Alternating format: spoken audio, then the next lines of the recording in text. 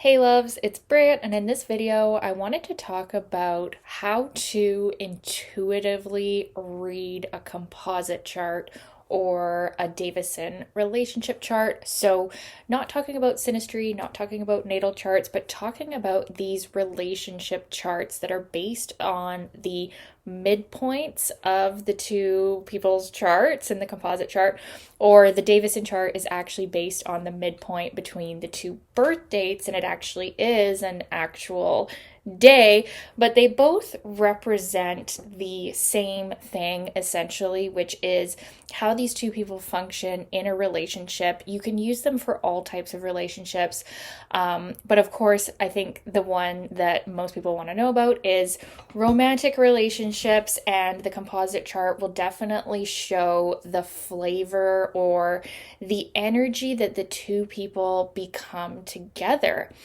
And I got the idea for this video because I was actually looking at a composite chart for some old friends of mine that are now in a relationship, and they have like classically some aspects that, if you guys have watched like my composite chart red flags video, they have some of those, but yet I still, like, when I was intuitively reading the chart, I was like, oh no, this is a really good composite chart.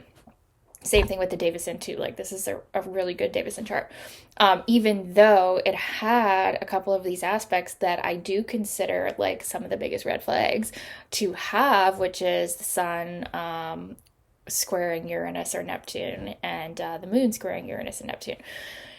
Now, so why would I still think that this is a good composite chart? So it is intuition, right? It is partially intuition, but it's also knowing the two people separately. Like, actually, I just know one of them more than the other, but knowing both of their birth charts, just like what hard aspects they have in their birth chart, and then seeing how that happens in the composite. So, like, for example, if you have a natal sun square Uranus and Neptune in your natal chart, like you were born with those squares in your natal chart, right?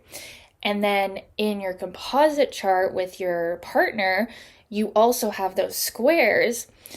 To me, that is not as big of a deal because you are already pretty equipped to deal with that energy. And actually, like, mathematically, it is just quite likely that like certain natal combinations are going to show up in the composite chart. So it's not really the relationships issue. And in my opinion, if we have a composite chart aspect that is harsh, but we also have it in the natal chart, it's kind of like, okay, we're just also experiencing this aspect in the relationship. Now, it is also nice to have composite charts that correct your natal difficulty. So, like, for example, if you have Sun square Uranus and then you get in a relationship with someone, you have Sun sextile Uranus or Sun trine Uranus, that's really nice and awesome. But unfortunately, it doesn't always work out that way, right? And every relationship's purpose in your life is different. And we don't always get perfect composite charts. And yeah, so coming back to my point about intuitively reading the composite chart. So here's the thing with a natal chart, right? Like, when you're reading someone's natal chart, you're not just going to go, oh, this person has too many squares or too many hard aspects, so they're just a bad person, or they're just not someone I want to know, or they're not someone that should even be trying to have a purpose or something like that. Like, if you're a good astrologer, you would never say that to somebody. You would never say, oh, your chart is too hard and you just cannot possibly exist. Like, that's not how to read a natal chart, right? Like, it sounds crazy. Like, you would never say to someone, if you're a good astrologer, like, you would never say, oh, your chart is too difficult, like, just give up, right? You would never say that to someone based on their natal chart, right? So When we're looking at a composite chart, now sure, it is different because we can choose like what relationships we want to be in, if they're romantic or if they're friends. I mean, if they're family, it's a little bit harder, but yeah, so sure, like we can choose relationships that are better for us, but I feel like you still want to kind of intuitively read it like like the same as you would someone's natal chart. So like don't write it off right away, just seeing some hard aspects if there's also, some really good aspects too.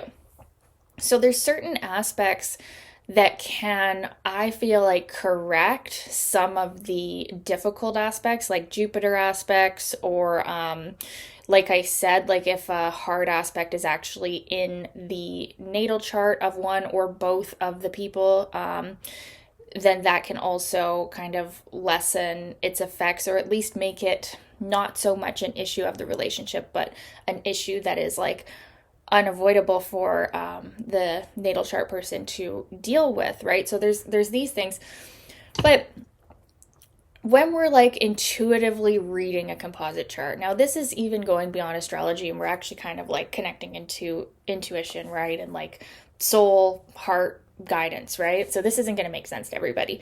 But when we're doing that, you kind of like get a vibe for the chart, right? So like there might be some hard aspects in there, but then like the sun is, trine Jupiter and trine Saturn, and Venus is also conjunct and it's trine Saturn, or there's like stabilizing aspects, there's like joyful aspects, there's like Jupiter on the ascendant, so we really like each other or something like that.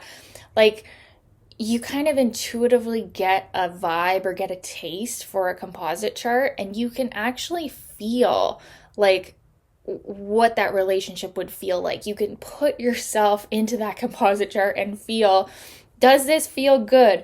Does the good outweigh the bad here? Right?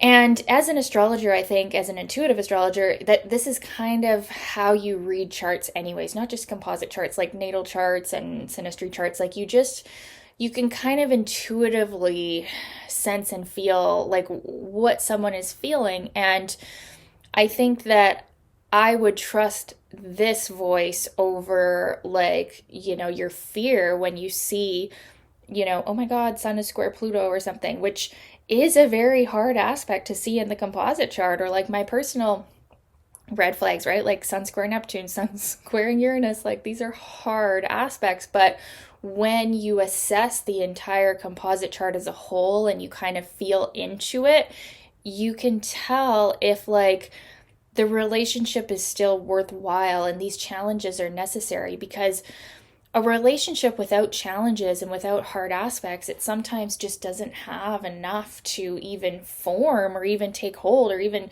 like be interesting enough for the two people, right? And of course, there's like, if there's people that are highly Plutonic or, people that are highly Neptunian, when we get a composite chart, it's quite likely just going to, even mathematically, contain those elements. And if it doesn't, it might be kind of boring to the person too.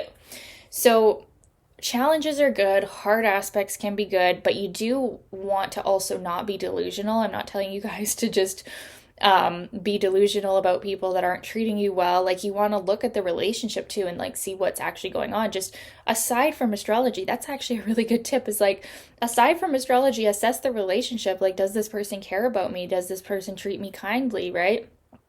And then that can also help you see what is worth putting up with and what is not, right?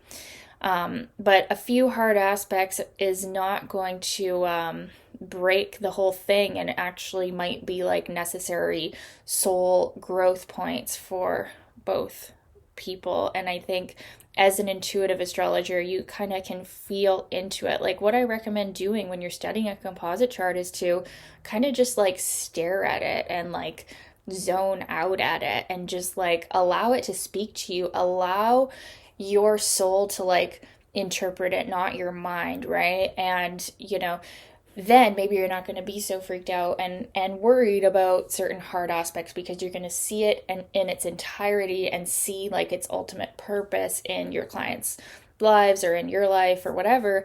And, a lot of them are quite difficult. I think it's rare to find one that's like just totally good. And I think it's rare for people to be involved in a relationship out of choice that is just a purely good composite chart, because people like challenges as well. So anyways, I just kind of felt like rambling on just a random topic here, intuitively reading the composite chart, but I hope that some of this was helpful for you guys. And yeah, I'd really love to know your thoughts, your processes on reading the charts too. I mean, everybody does it in their own unique and perfect way, and this is, yeah, kind of how I read it, right? Just allow it to speak to you at the soul level. And if you like this kind of thing, if you're interested, I do have a brand new course coming up.